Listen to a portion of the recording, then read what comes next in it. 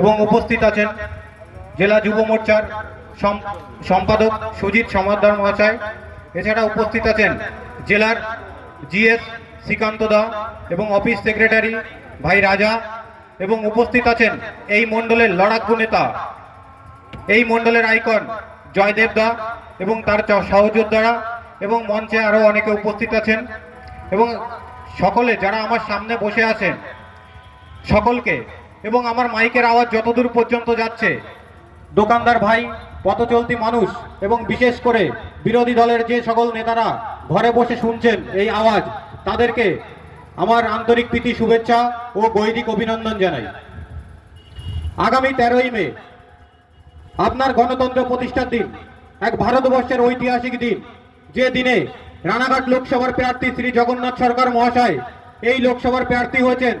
তাকে আপনারা সকাল সকাল গিয়ে পদ্মফুল চিহ্নে ভোট দিয়ে বিপুল ভোটে জয়যুক্ত করবেন।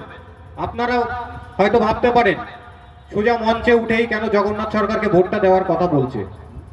এই কারণে আপনাদের সামনে জগন্নাথ সরকারকে ভোটটা দেওয়ার কথা বলছি, বিজেপিকে ভোটটা দেওয়ার কথা বলছি। কারণ আপনারা দেখেছেন কিছুদিন আগে যে 25,000 শিক্ষক এসএসসি টেট কেলেঙ্কারির মাধ্যমে তাদের বাতিল হয়েছে প্যানেল, সেই প্যানেলে দেখেছেন রাজ্য সরকার বলছে এর মধ্যে 6,000 বৈধ আছে, বাদবাকি 19,000 অবৈধ।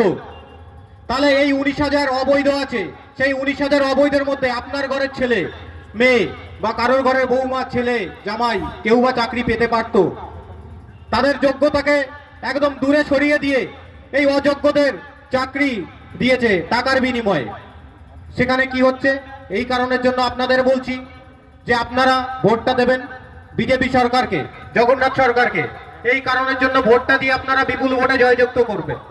আপনাদের সামনে আমরা এখানে দাঁড়িয়ে কথা দিয়ে যাচ্ছি, ভারতীয় জনতা পার্টি পশ্চিমবাংলায় যদি ক্ষমতায় আসে, 2026-এ ক্ষমতা আসার পরে এই যে সব চোর আছে, এই চোরদের একটা এলাকায় রাখা যাবে না, সবগুলোর একটাই জায়গা হবে, সেই তেহার জেল।